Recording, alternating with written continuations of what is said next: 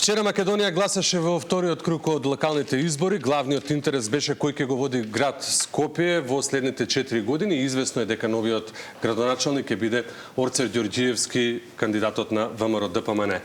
Скопје како главен град секогаш е во фокусот на јавноста, од него се очекува и најмногу и во инфраструктурата, и во услугите, и секако во визијата. А денеска ќе разговараме со човек кој точно знае што значи да се води ваков еден комплексен систем.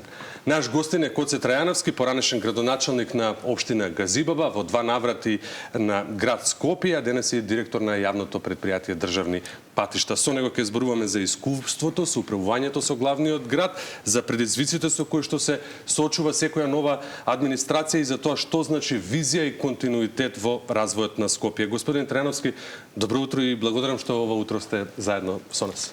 Добро утро и благодарам на поканата да бидам во оваа емисија. Да почнеме со едно практично прашање. Секогаш кога ќе завршат изборите, следува оној период кој јавноста го нарекува како период на прилагодување, првите 100 дена. Вие сте биле во таа позиција. Како изгледа кога првпат ќе седнете во градоначалничката фотелја? Пријатно е чувството да влезеш првпат во канцеларијата на градоначалникот на градот Скопје.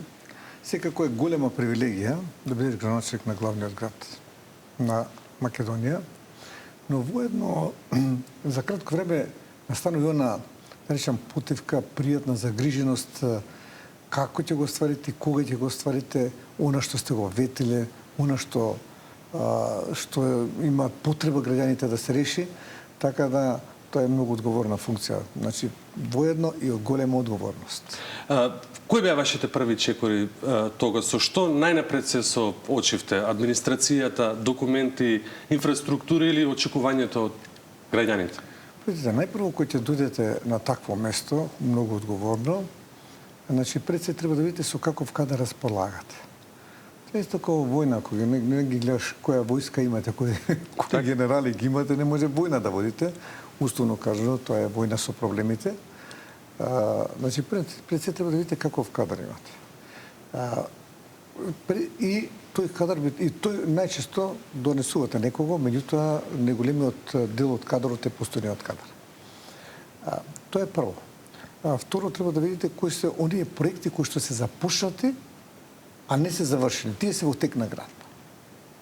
И дури секундарно, после тоа е оние проекти што ги имаат или што се прават, а не се започнати. И секако имате некои многу жешки теми кои што треба веднаш да се решаваат. Секој проблем што се случува. Што се вели веднаш, а тоа е комуналната хигиена, јавниот превоз, како едни од вака најжешките и најгорливите проблеми во градот Скопје. Тоа беше 2009 година. Така. А ако денес би му дале совет на новиот градоначалник, што е првото што треба да го направи? На што треба да внимава во тие први 3 месеци или тие 100 дена? Видите, ја мислам дека многу доволно се кажа во кампањава што треба да се направи, што е приоритет, што е итно. Орце го кажа тој во неговите настапи. Мислам дека прво и најважно е комуналната хигиена, како и што беше тоа доста елаборирана тема во изборен период, бидејќи градот веќе толку е валкан, толку е нечист, што мислам дека го достигнавме дури дното. Јас се сеќавам 2009 година беше слична ситуацијата, не волку, меѓутоа беше слична. Имаме 6 стари камиони постари од 20 години на 600.000 жители. 100.000 жители еден камион. Се собираше смет. Така да тогаш многу брзо реагиравме со набавка на нови камиони, со екипирање. Нормално треба да имате на јавните предпријатија, особено сега на комунална хигиена, треба да имате стручни, одговорни и професионални луѓе, за да може тоа да го завршат. Не е само градоначалникот. Градоначалникот е дел од тој тим, од таа екипа, тој е раководителот. Меѓутоа, останатото треба да функционира. Така, тоа е еден од најгорливите проблеми. Вториот проблем, ако веќе може би втор да кажам, тоа е секако сообраќајот или дел од сообраќајот е и јавниот превоз. Исто така и тогаш имаше камиони, многу стари, кои што се препалеа. И таа иста чуда. Така да и тука, а воедно имаше и приватни превозници кои што се конкурира или пак кои што има возен ред, пример 10 возења треба да направи денеска, некој ден 5 од Сабајле, 5 поручек, тој преку денот, меѓутоа тој си прави 2 од Сабајле, кога може да ги наполни автобусите, 2 си прави поручек кога се враќаат граѓаните и толку. А треба да се обслужат граѓаните. И собира сами од парите. Успеавме да тие две ги соединиме. И тоа беше револуција. Мислам дека е револуција, баш буквално на зборот револуција. Господин Треновски, Скопје е голем и сложен организам и секогаш има две страни. Секојдневните проблеми, еве го споменавте и сообраќајот, и отпадот, и јавниот превоз, и паралелно големите долгорочни планови. Колку е тешко да се одржи рамнотежа помеѓу тие две нешта, меѓу она што граѓаните го бараат веднаш и она што бара време, визија, пари? Па видите, многу е тешко тоа. Со оглед на тоа што прво ќе констатирате во каква состојба е градот Скопје. Може би е тоа добро она што го очекувате и она што сметате дека треба да биде, доколку градот има некој пак нормално функционирање, нормална екипираност. Во вакви случаи сето тоа треба многу брзо да се решава и сите тие очекувања не треба да бидат веднаш. И она туку може веднаш да се направи нешто, да се санираат тие проблеми, меѓутоа се проблеми кои што барат времето да се решат. Не значи сега дека на новниот градоначелник треба да му даде кој знае колку време да му дадат граѓаните. Ќе видат дека работи, ќе видат дека се ангажира и граѓаните се многу, како да кажам, многу сознаени дека ако те видат дека работиш, во тој случај нема да имаат големи забелешки. Ќе гледат дека резултатите доаѓаат. Вие сте биле градоначелник кој наследил проекти од претходната администрација, но и сте започнале нови. Колку е важен континуитетот во работата на градот? Дали треба секогаш да има долгорочна стратегија без разлика кој е на власт? Тоа е најголемата болка на Македонија, па мислам и на државите кои се во развој и на нашето ниво. Што ние секогаш мислиме дека треба да почне од мене. Ресет да се направи. Значи треба да почне од мене. Се што е претходно, тоа треба да се игнорира. Ќе кажам два примера. Значи, еднаш кога дојдов и втор пат кога отидов, кога ми заврши мандатот. Кога дојдов, прво што направив беше, може да се проверат, службите го знаат тоа, ајде да видиме што има од претходниот градоначелник, од господинот Трифун Костовски. Се сеќавам, беше един деск. Да почнеме одма.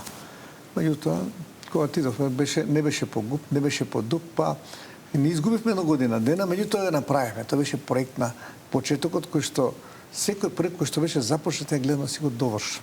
Да го завршам нормално ако проектот е добар, како што беше и денеска. Така да континуитетот е многу значен. Неколку пати реков многу. Бидејќи со тоа ние одиме секојаш чекор напред. Секојаш чекор напред. Па не стоиме во место, туку одиме барем еден чекор подобар да бидеш од претходниот, да она што го започнал, да го завршиш и твои проекти да оставиш кој ќе отидеш. Така да кога отидов пак, кога дојде мојот наследник, се тоа што беше почнато и беше при крај, беше стопирано. Еден пример може ли да дадеме со Луна паркот, каде што реквизитите се уште стојат во депото? Еклатантен пример. Така, значи, таков пример кој што просто не може да го објасниш. Дојде ни се справите, направено е тука све, значи и струја, и вода, и партерно уредување. Донесени се справите, при договорот требало тој да ги монтира, да направи фундаменти да ги монтира и те останаа во тоа. Години. И второ, уште еден пример ќе го кажам што малку граѓаните го знаат. Тоа е голема грешка, значи булеварот Асном и мостот на Михаил Апостолски, кој што е правен по ГУП и кој што оди низ средината на Кирамидица и кој што зафаќа стотина градби или стотина имоти кои што треба да бидат експроприирани. Имаше готов инфраструктурен проект кој што беше малку према центар, фаќаше дел од улицата, ја фаќаше целата улица измеѓу Каросерија и Кирамидица и лево си одеше во Каросерија, зашто Каросерија не беше во функција, беше се договорено со Славе, собственикот на тоа, и наместо да оди во Газилба, да го повика, да отиде на Советот, бидејќи тоа беше општинска улица да се предаде, не сакаше да оди, ја немаше особено мросија да разговарам и си отиде по ГУП. остана затворен и денес. Страшна грешка. Досега мислам дека во неговиот мандат ќе си го завршеше тоа и ќе имаше и граѓаните ќе имаа корист. Тоа е тој дисконтинуитет. Тоа е дали е тоа омраза некоја, дали е само бендисаност. Повеќе мислам дека е некоја политичка омраза. Политичка, не зборам лична сега омраза према ова и сето тоа не води назад. И се дека не се освестиме дека треба да се почитува она што е добро, да се критикува она што е лошо на претходниот, нема да одиме напред. Кога сме ке овие долгорочни стратегии, вреди да се спомени нешто што е впечатливо. Градот Скопје 2016 година беше рангиран меѓу 3 европски градови со најдобри решенија за одржлива мобилност, заедно со Лисабон и со Малбе. Тоа беше големо признание. А кога станува збор за иновациите, Светската банка ги реномираше вашите Smart City проекти меѓу 3 најдобри во Европа и Централна Азија. Може ли ни кажете кои беа тие тогаш клучни решенија што стојат за овие успеси? Благодарам на посетувањето. Тоа е за мене голема гордост. Многу се гордеам со тоа што градот Скопје стана втор град во Европа по мобилност. Малме прв, ние Лисабон бевме втори. И она што рековте дека бевме еден од 3 градови во Европа и Југоисточна Азија по примената на дигиталната технологија во управување со градот и јавните предпријатија во градот. Јас сум по професија информатичар, поточно програмер, дизајнер на информативни системи, програмер, со 50 лиценции и курсиви од моќната америчка IBM компанија во Словенија, и тоа беше мојот предизвик и премногу сум среќен што на крајот од мандатот успеав нешто да од мојата професија му дадам на градот Скопје. И сега што е она што кои се тие проекти кои што не реагираа за бидеме втори? Значи пред се јавниот превоз. Значи благодарност на тогашната влада што целосно направи, купи нов возен парк, тоа ни овозможи ние да инсталираме Smart City во смисол на тоа да имаме прв со картичка, плаќање со картичка и исто така бевме први или единствени од Словенија до Атина да се плаќа со мобилен телефон. Значи се ставите код 111 на валидаторот, вие веќе сте платили, доаѓа порака дека сте платили. И третото во јавниот превоз, секој автобус од почетната станица до крајната станица, на 3 места се пратеше на екрани. И за секоја автобуска станица си има сијаличка. И доколку закасни 3 минути, плюс минус 3 минути на автобуска станица или не застане, му се пали црвено светло. Тогаш граѓаните добија сигурност во јавниот превоз, удобен, брз, точен. И во тој случај почна да се враќаат. Следниот проект исто така е Центар за управување и контрола на сообраќај. Сите раскрстици во Скопје, повеќе од 90%, беа со оптички кабел поврзани во еден центар за управување и контрола на сообраќај. Ако видите на секоја раскрстица имате индуктивни јамки кои што ги бројат возилата од тој смер или од овој смер. И во зависност кај има повеќе автобуси, возила, во тој смер ќе има адаптивно, променливо, подолго или пократко зелено светло. И сето тоа, кога го бев, имаше неколку инженери, значи имаше инженерски кадар тоа беше во новата железниčка станица, кој што софтверот не кошташе, тој проект не кошташе повеќе од 3 милиони евра. Значи требаше се полни со податоци, за да после модерен период тој веќе дава екзактно точно на која раскрстица како да се вози. За жал се запар со тој проект и со тоа мислам дека се вративме многу назад. А инаку често го спомнуваат зелениот бран. Зелениот бран беше преодно решение. Тоа е парцијално решение. Само неколку улици можеш. Не можеш сите да ги укомпонираш во зелен бран. Дека тргнеш од Ѓорче од аеродром ќе биде цело време зелен бран. Да, имаше 3, имаше Линденска, имаше Партизанска, имаше уште еден проект, дали имаше, меѓутоа сепак тоа е парцијални се тие решенија, не се трајни решенија. Третиот проект се велосипедските патеки. Значи мораме да мислиме ние на алтернативниот превоз, на оној еколошкиот превоз. И првата патека беше од автокоманда па се до Сити Мол, преку центар до Сити Мол. Ги направивме кои се 3 рути кои што треба да бидат направени, главните рути. Конекторските рути исто така ги дефиниравме, почнавме со нив да работиме. Така да сето тоа Европа го го препозна како напредок. Не дека сме били подобри ние од Берлин или од Лондон или од Париз, меѓутоа сте биле тука, а сега сме овде. И те наградува, ти го наградува напредокот.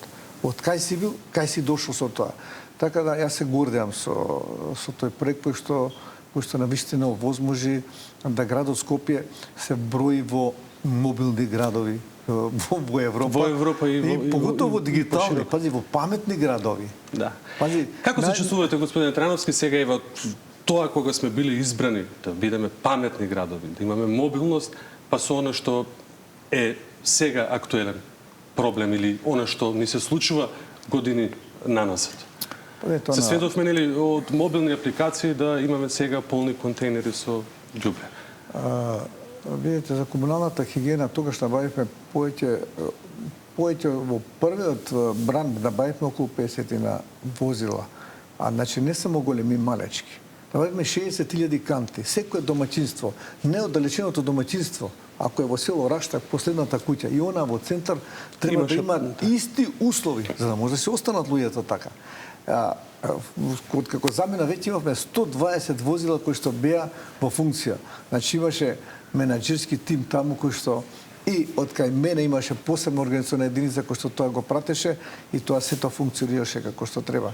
А гледајќи од тој аспект, гледајќи денеска како сме, навистина е жално. Значи мене ми е многу жал и за мојот град, за градот на кој што дадов 8 години ден и ноќ работа во сите сфери. Многу се проектите кои што можеме да ги набројуваме. Меѓутоа граѓаните тоа го чувствуваат, тоа го знаат и затоа е жално. Жално е генерации помина и во се поголемо и поголемо разочарување во нашиот град. Сето тоа влијае на општата клима, а пред се и над се влијае на младите кои што треба да го продолжат напредокот на овој град. И мислам дека крајно време беше да пак почнеме, за жал, почнеме од почеток. Ние не сме сега понадат сме од 2009 година. По мојата вака, да речем субјективно размислување, можеби некој ќе го третира, меѓутоа мислам дека во голем број на граѓани го делат моето мислење. Да. Секој мандат носи оддуки кој потоа човекот ги гледа со друго око. Ако би имале можност да се вратиме наназад, има ли нешто што би направиле поинаку денеска? Па нема, ја мислам дека не би направил ништо поинаку. Мислам дека сето тоа беше плод на една тимска работа, на работа која што беше континуирана, работа во консултација со местните заедници, со градоначалниците на општините во градот Скопје, со граѓаните, со разните целни групи, почнувајќи од спортски, културни и сите останати кои што го креиравме развојот на градот Скопје. И на крајот овој дел, колку е важно градоначалникот да има визија што оди подалеку од 4-годишниот мандат. Скопје да не се гледа само низ тие 4 години, туку низ проекции кои што ќе бидат за 10 или за 20 години. Актуелниот сега нов градоначалник. Загаднувате едно прашање кој што е многу важно. Визијата е едно од најважните фактори. Ако рековме онамо континуитет, дисконтинуитет за жал, а второто е визијата. За да имате визија, треба да имате малку искуство да ја направите таа визија. Мислам дека ние сме држава во која што градоначалниците па пред 2005 па и колку 2005 ги менувавме на година дена. Тоа јасно зборува за состојбата во една држава. Дека нема стабилно, нема планирање, нема политичка стабилност. Во големите во европските држави градоначалниците, особено на главните градови, се по 4, по 5 мандати, меѓутоа тоа значи имаат визија. Така да визијата е многу важна и најважен документ кој што ја креира визијата на градот Скопје, меѓу другото, е генералниот урбанистички план. Беше донесен од пена од 2002 година, 2012 јас го донесов следниот во рок од 10 години. Овој требаше да биде готов 2022. Каде? Го нема. Значи некој се поигра со најкруцијалниот документ на градот Скопје. Таму се гледа развојот на градот Скопје, меѓу другото. Значи има други области кои што не ги опаѓа генералниот урбанистички план, а исто така треба да имаш визија за него. Секојаш треба да имаш планови. Ние планираме од оваа година, следната година многу тешко ја планираме. Не. И како држава треба, а и како град особено, и како општина, секогаш треба да имаме макар 5-годишен план за развој, а секако и 10-годишен развој. Кој да дојде веќе тој план треба да го продолжува и да го надградува, да го модифицира. Меѓутоа никако од почеток или да не добие ништо, да не му остане. Така. Господин Треневски, многу кусо за крај денеска кога започнува новиот мандат и нова страница за Скопје, што би му препорачале на новиот градоначалник? Видете, пред се, му честител на Орце за новиот градоначалнички мандат. Сметам дека е сосем природно и најприродно да градоначалник на општина во градот Скопје па стане градоначалник на град Скопје. Слично како Истото беше како со мене 2005-та, на Газива 2009-та. Така да ги знае состојбите и ја знае функционирањето на градот. Сега треба пред се прво да се екипира добро, да види со кои луѓе располага, да најде нови луѓе кои што се во соодветните области исто така добри, да ги оспособи јавните предпријатија, потхитно да го почне генералниот урбанистички план. А оние што се во оваа кампања, пак ќе кажам, многу искористени или многу споменувани, ама не случајно, а тоа е комуналната хигиена, јавниот превоз, сообраќајот. Ако би рекол за сообраќајот и јавниот превоз, за сообраќајот особено, значи помина времето кога по ширењето на булеварите и кружните текови беа решени за сообраќајот. Тоа е све до одреден степен на густина на сообраќајот. Понатаму тие стануваат пречка. Ако имате вие кружен тек и една колона од возила што доаѓа од еден смер, прво што ќе влезе од таа колона во тој кружен тек, веќе и сите останати влегуваат, нема да остане простор за другите. Значи, мора да се оди, мојата препорака е, да се оди на 2 нивојски раскрсници. Ако имате 2 нивоја, во тој случај е следната фаза на развојот на сообраќајот во градот Скопје. Тука е Лимак, кој што се надевам дека го знаете. Видите, мојата програма 2017 и сега на Орце тие се за жал истите проекти во најголем дел. Тука се Лимак, тука е Момин поток, го има уште еден проект кој што воопшто не се спомена, меѓутоа треба да се размислува. Многу време потрошивме, а тоа е подземната сообраќајница од крајот на Партизанска по булеварот на ВМРО, пред Гоце Делчев со 2 нивои на кружни текови, покрај Вардар излегува на новата железничка станица со нормално раскрцата на 2 нивои меѓу Кочурацин и улицата која што доаѓа од кај новата железничка станица. И со тоа ќе има уште еден коридор кој што ќе го растерети градот Скопје. Господин Треновски, благодарам што бевте дел од утринската програма и што го споделивте вашето секако искуство кој што помогнали на градов, а еве сега помогнувате и како директор на предпријатието Државни патишта. Ви благодарам уште еднаш.